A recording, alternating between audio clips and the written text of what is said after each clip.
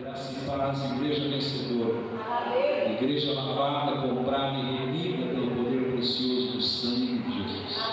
Quero aproveitar só um momento que vocês estão ainda de pé, para vocês abrirem a palavra de Deus em Gálatas, capítulo 1, versículos 6 a 8. Gálatas, capítulo 1, versículos 6 a 8. Vamos ler, já está aqui para voltar. Acompanhe, leia comigo, vamos lá. Admira-me que estejais passando tão depressa daquele que vos chamou na graça de Cristo para outro evangelho, o que não é outro, o qual não é outro, senão que alguns que vos perturbam e querem perverter o evangelho de Cristo. Mas, ainda que nós, ou mesmo um anjo vindo do céu, vos pregue evangelho que vá além do que vos temos pregado, seja anátema. Pode sentar, diga louvado seja Deus pela sua palavra. Queridos, que nós estamos vendo aqui nessa noite é que não existe, diga comigo, não existe outro evangelho. Nós precisamos tomar muito cuidado, queridos, com essa realidade do evangelho que pregamos, do evangelho que cantamos, do evangelho que anunciamos, do evangelho que recebemos, do evangelho que proclamamos. E se não existe outro evangelho, mas certamente o evangelho pode ser misturado com outras coisas e se tornar algo pervertido. Esta é a estratégia do diabo para tentar anular o poder de Deus liberado no evangelho. Eu quero compartilhar aqui nessa noite, queridos, algumas situações em que a verdade do evangelho foi mudada. E a palavra usada no grego é metatitemi. Eu não sou fluente no grego, mas essa palavra, ela significa transferir, substituir uma coisa por outra. E esse texto que nós lemos de Gálatas capítulo 1, versículo 6 a 8, nos fala algumas coisas muito interessantes. Paulo escreveu essa advertência tão séria aos Gálatas. E o que será que tinha acontecido com estas igrejas, as igrejas da Galácia? Eles haviam abandonado o evangelho da graça. Diga comigo, evangelho da graça. Paulo disse claramente que o evangelho, nós lemos, o evangelho é o evangelho da graça, e a graça é o evangelho. Não é simplesmente uma mensagem do evangelho da graça, não. É o evangelho da graça. A graça é o evangelho. Como pode alguém ser cristão, se dizer crente e rejeitar o evangelho? Quando o evangelho ele é o poder que liberta. O evangelho hoje, nos nossos dias, ele foi deformado, tão distorcido, que as pessoas nem mesmo reconhecem o evangelho que foi ensinado pelos apóstolos. Ouça, toda vez, eu disse o quê? Toda vez que você diz que o evangelho é o dom da justiça, sem obras, alguém dirá: tome cuidado com isso. As pessoas podem interpretar mal e Eu vou dizer algo. Nós fomos criados em Cristo Jesus para as boas obras. Diga amém. Mas não somos salvos pelas obras. Somos salvos pela graça. Diga comigo, somos salvos pela graça.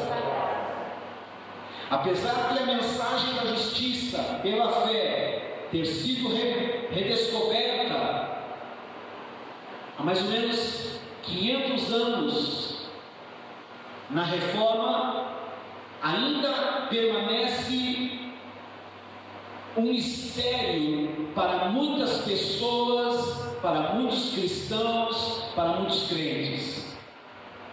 A justiça pela fé estava sendo atacada nos dias de Paulo nas igrejas da Galácia, e ainda hoje, nos nossos dias. O que Paulo diz aos Gálatas? Nós lemos o texto. Ele diz: estou atordoado, numa linguagem mais acessível, uma linguagem de hoje. Admira-me que vocês estejam tão rapidamente, diz o texto no verso 6, se afastado daquele que nos chamou para a graça de Cristo. Diga comigo, Deus nos chamou para a graça de Cristo. E a graça de Cristo, queridos, é o Evangelho. O Evangelho que é o poder que liberta, o Evangelho que é o poder que cura, o Evangelho que é o poder que transforma. A graça de Cristo é o Evangelho. A graça de Cristo é o favor imerecido a cada um de nós. Amém, queridos? O que os mestres judaizantes estavam ensinando naqueles dias? Eles certamente diziam: você é certamente salvo pela fé, mas você precisa manter a sua salvação pelas obras. Isso, porém, é uma mentira. Diga comigo, isso é uma mentira. Somos salvos pela graça mediante a fé, mas eles ensinavam: mas precisamos sustentar, manter, guardar a nossa salvação pelas obras. Por isso há uma pressão terrível na vida de muitas pessoas que um domingo estão salvas e que no outro domingo perderam a salvação, porque talvez não oraram como deveriam orar, porque talvez não cantaram como deveriam cantar, não adoraram como deveriam adorar, não ouviram louvores como deveriam ouvir, não leram a palavra como deveriam ler. E então elas se sentem acusadas porque elas não operaram obras, elas não tiveram obras naquela semana. Então elas chegam na vida da igreja totalmente oprimidas, carregadas, achando que perderam a salvação. Eu vou dizer uma coisa, eu vou repetir para você que está aqui nessa noite: somos salvos pela graça. Amém, queridos? Diga comigo, é isso que a palavra de Deus diz, e eu vou dizer o que a palavra de Deus diz. Diga comigo, somos salvos pela graça mediante a fé. E fé é o que, queridos? Certeza. Fé é o que, amados? Convicção. Fé é o que? É um firme fundamento das coisas que não se veem, mas se esperam. Eu sou salvo mediante a fé. Eu sou salvo pela graça mediante a fé. Mas eles ensinavam que a igreja necessitava, que as pessoas necessitavam, que os membros necessitavam manter a sua salvação pelas obras. Isso é uma mentira. A salvação e a manutenção, eu quero que você diga isso: a salvação e a manutenção dessa tão grande salvação é tudo por meio de Cristo. Cristo em vós, a esperança da glória. Cristo é aquilo que nós cantamos, a nossa força, o nosso escudo, o nosso abrigo, a nossa torre forte. A salvação e a manutenção dessa salvação é tudo por meio de Cristo, ou seja, tudo é mantido pela graça. Ouça o que eu vou dizer. A carne humana, eu disse o que agora? Bata nela. Essa é a minha carne, essa é a sua carne. A carne humana, ouça o que eu vou dizer, ela sempre quer ter crédito.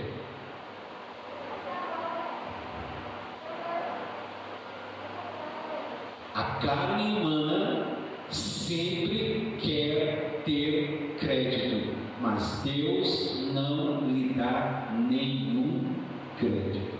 Os que estão na carne não podem agradar a Deus. Andai no Espírito e jamais satisfareis as cobiças da carne. A carne humana sempre quer ter crédito, mas Deus não lhe dá nenhum, porque toda a glória pertence ao Senhor Jesus Cristo. Uma coisa maravilhosa sobre o Evangelho da Graça é que cada vez que você prega, somente Cristo recebe a glória, e isso é fantástico.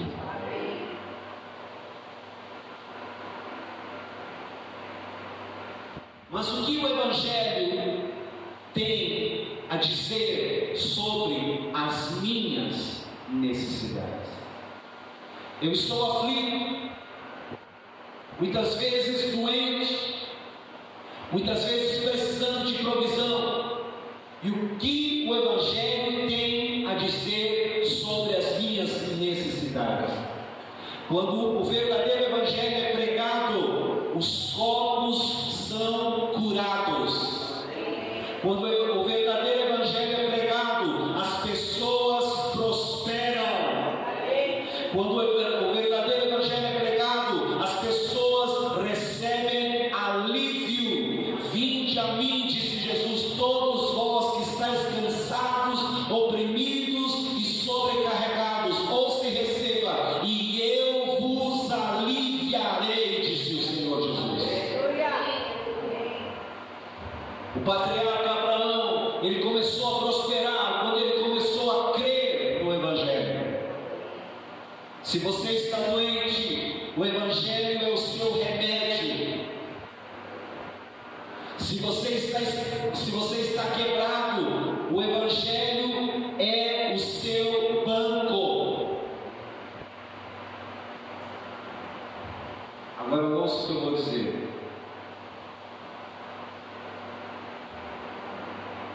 Se você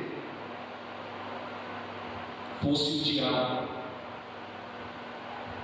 e soubesse que o Evangelho é a salvação em todas as áreas para os seres humanos, o que você iria atacar?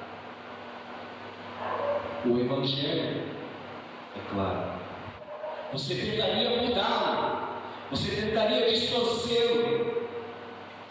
E é exatamente isso que Paulo diz aos Gálatas: estou admirado que vocês estão abandonando o Evangelho de Cristo e seguindo outro Evangelho, que na verdade não é outro, mas é uma perversão do Evangelho, diz o texto que lemos.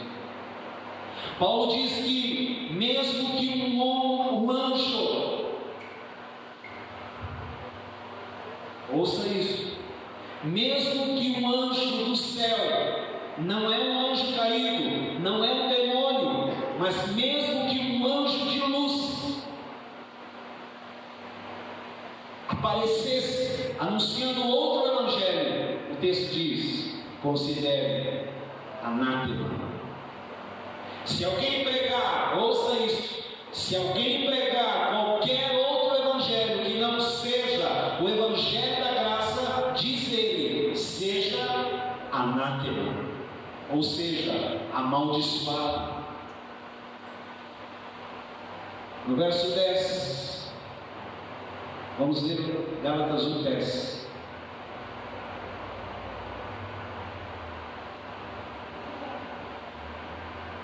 Vamos ler juntos?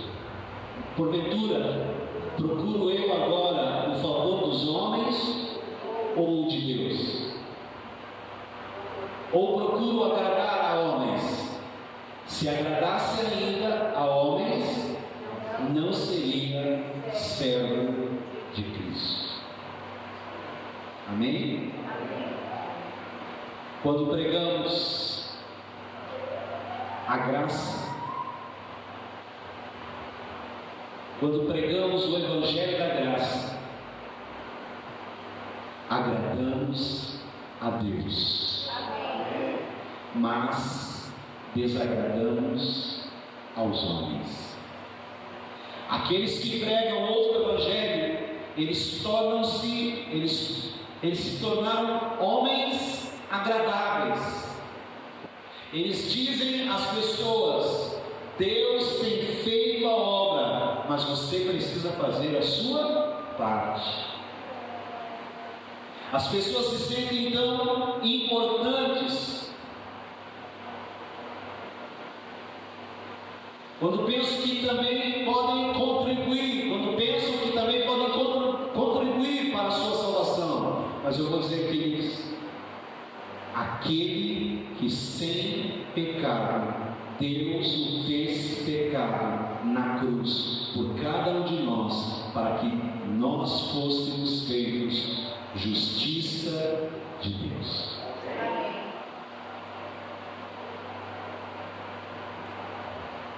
A graça, ela nos coloca todos. Olha para a pessoa que está ao seu lado e diga assim: eu e você,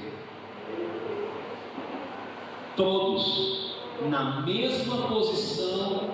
Preste atenção na palavra, na mesma posição, todos. O Evangelho, a graça nos coloca todos na mesma posição de impotência. Não há espaço para a obra humana. Toda a obra foi consumada por Cristo. Nossa parte é simplesmente crer. Por isso o texto diz: todo aquele que crê será salvo. Aquele que não crê já está condenado. Quero que você abra um texto da palavra de Deus. 2 Crônicas. Nós olhamos aqui nessa noite sobre a armadura. 2 Crônicas, capítulo 12, versículo 9 e 10.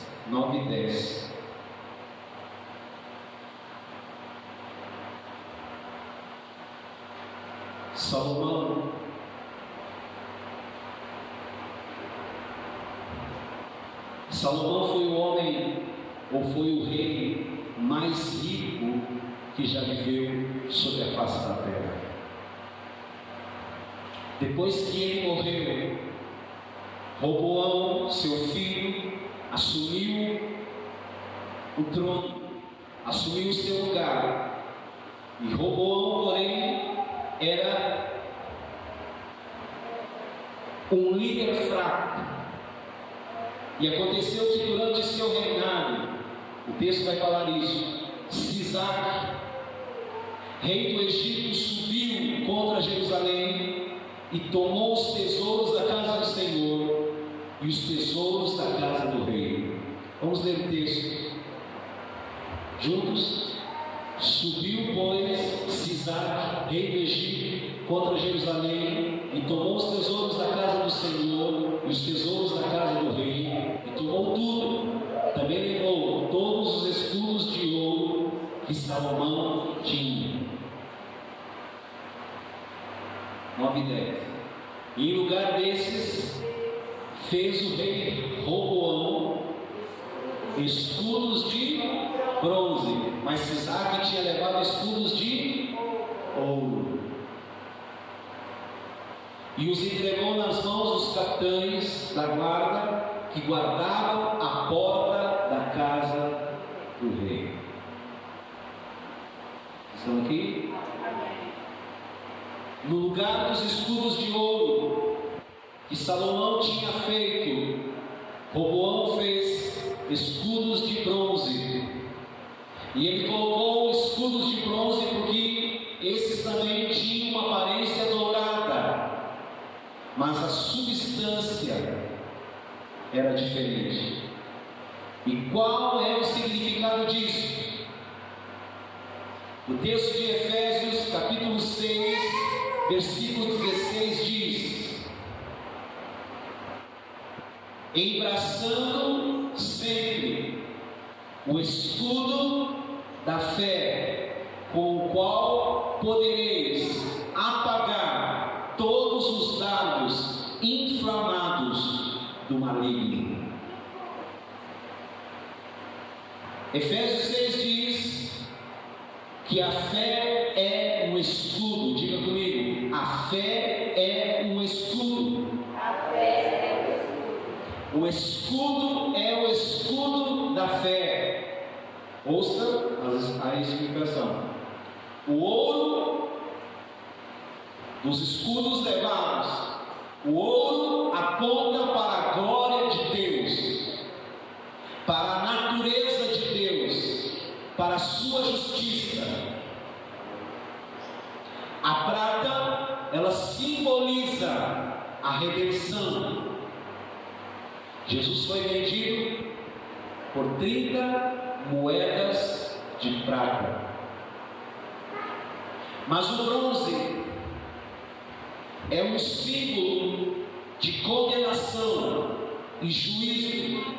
Qualquer professor de seminário de tipologia bíblica, ele vai dizer que o bronze é um símbolo de julgamento. O significado hoje é que o inimigo está querendo tirar agora a justiça pela fé e colocar a condenação no lugar. O escudo de ouro é a fé. O escudo de ouro é a defesa do crente. E no lugar do escudo da fé, os crentes muitas vezes estão tomando o escudo de bronze, que nos fala de condenação. Mas eu tenho dito aqui repetidamente, e vou dizer mais uma vez nessa noite: nenhuma condenação há para aqueles que estão em Cristo Jesus. Vou dizer mais uma vez: Cristo nos resgatou da maldição da condenação, fazendo-se maldição em nosso lugar. Por isso está escrito: maldito todo aquele que for pendurado no madeiro, para que a bênção, aleluia, diga glória a Deus, para que a bênção alcance a sua vida.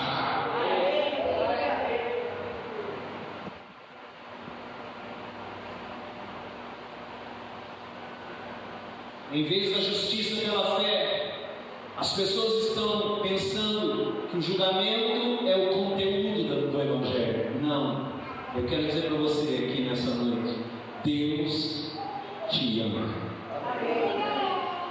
Você é um filho amado do Pai.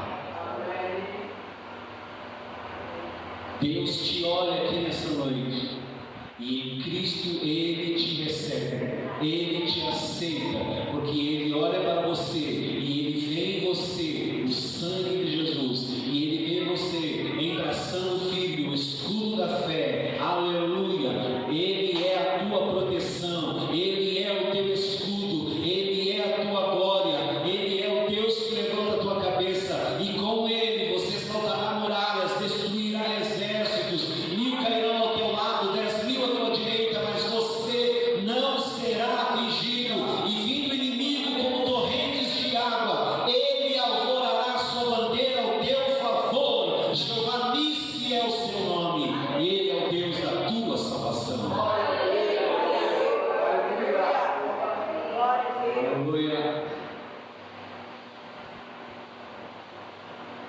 Você sabe o que significa o nome que nós vemos aqui no texto? Sisac, rei do Egito.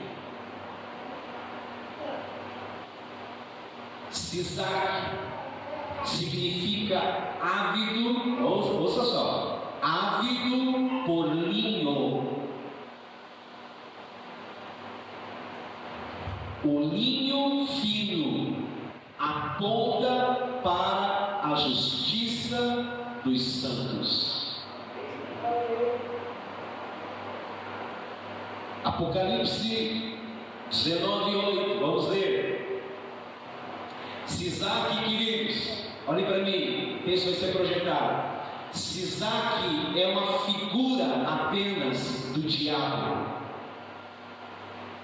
que é ávido para destruir o linho fino, que é a justiça do crente. Vamos ler o texto?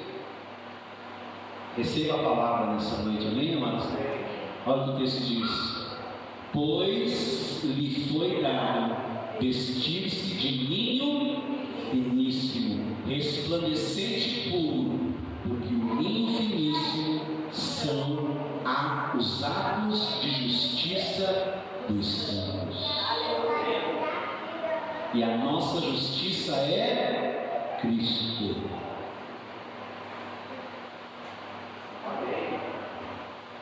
Aquele, vamos dizer todos, aquele que sem pecado Deus fez pecado por cada um de nós, para que nele nós fôssemos feitos justiça de Deus. Ou seja, a nossa justiça é Cristo.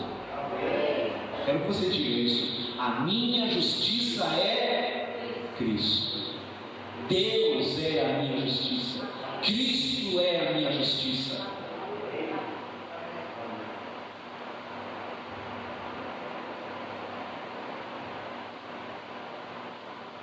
Estão aqui? O linho fino é um suplemento da justiça dada por Deus. Uma coisa interessante sobre o linho é que quando o tempo está quente, o linho refresca, e quando o tempo está frio, ele mantém você quente. Essa é a beleza do linho.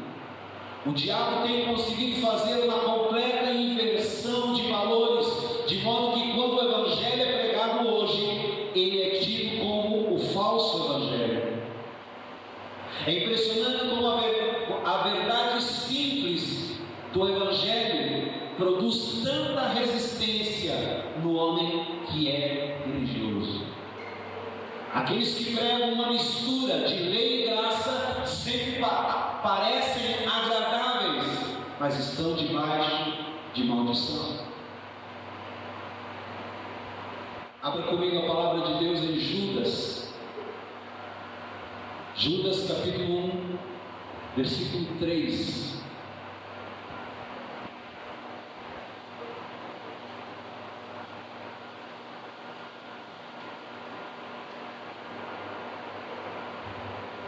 Vamos ler um texto longo, vamos lá.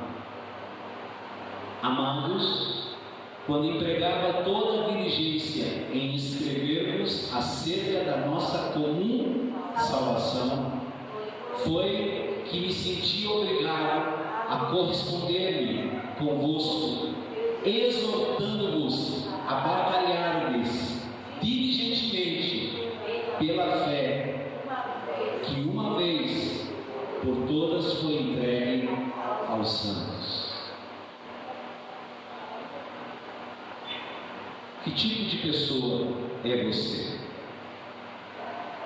O escritor desse texto, presta atenção, o escritor desse texto, ele era irmão físico de nosso Senhor e Salvador Jesus Cristo. Judas, ele era filho de José e Maria. Mas ele não se apresenta aqui como irmão do Senhor na sua carne, e sim como servo, escravo. Tanto Judas como Tiago também eram filhos de José e Maria, mas Jesus nasceu da Virgem 100% homem, 100% Deus. Diga amém. Algo aconteceu enquanto Judas escrevia o seu livro. Algumas pessoas se introduziram no meio dos irmãos naqueles dias, e essas pessoas estavam distorcendo o Evangelho, e por causa deles, Judas disse que era preciso lutar pela fé.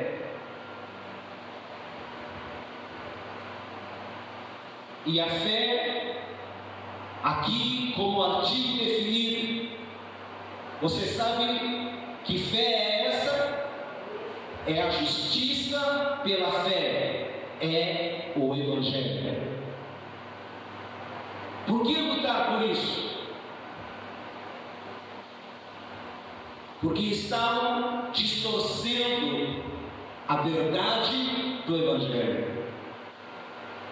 Judas, capítulo 1, versículo 4 agora. Vamos lá. Próximo versículo. Vamos ler? Olha só. Pois certos indivíduos se introduziram com dissimulação, os quais desde muito foram antecipadamente pronunciados para essa condenação, homens ímpios que transformaram em libertinagem a graça de nosso Deus e negam o nosso único, soberano Senhor Jesus Cristo. Naqueles dias já havia muitos problemas, e imagine como está a situação em nossos dias. A palavra transformaram é metade teme no grego, e o sentido original dessa palavra é transpor, transferir, substituir uma coisa por outra, como eu já disse. E o que esses homens que Judas fala aqui fizeram? Eles substituíram a graça por libertinagem. Em Gálatas, capítulo 1, Paulo usa essa mesma palavra quando ele diz que os gálatas estavam passando da graça, do evangelho da graça, para outro evangelho. Estavam trocando a graça pela lei. Em Judas, as pessoas estavam também substituindo o evangelho da graça por outra coisa. Quando tiram a graça, esses homens são obrigados a tirar também o Senhor Jesus do centro. E eu quero dizer, Jesus é o centro de tudo o que há. Jesus, Ele é o centro das nossas vidas. Jesus, Ele é o centro da igreja. Jesus é a razão de estarmos aqui nessa noite. Jesus é o motivo pelo qual nós estamos aqui e levantamos a mão e dizemos: ó Senhor Jesus.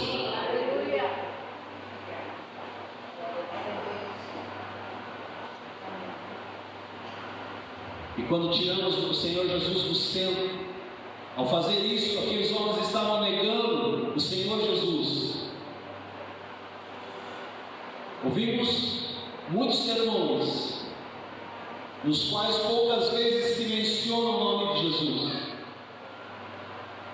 É tudo sobre o esforço do homem, o desempenho do homem, o que você precisa fazer, 7 passos para isso, 8 coisas para alcançar aquilo, e no fim, o nome de Jesus nem aparece. O nome de Jesus, na verdade, tem sido negado. Judas, capítulo 1, versículo 11. Olha só o que diz nesse versículo. Judas 1, 11. Vamos lá? Ai deles, porque prosseguiram pelo caminho de Caim, e movidos de ganância, se precipitaram no erro de Balaão e pereceram na revolta de Corá, ou Coré, em outras versões. Olha só, diga comigo: caminho de Caim, ganância, diga ganância, diga comigo, erro de Balaão e revolta de Coré.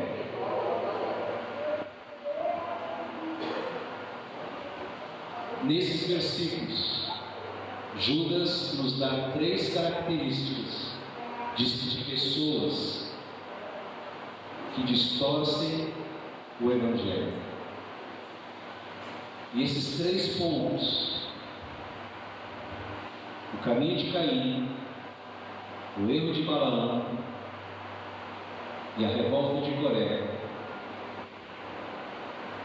eu gostaria de concluir esta mensagem na semana que vem. Amém? Vamos ficar de pé e vamos aplaudir a palavra do Senhor. Amém.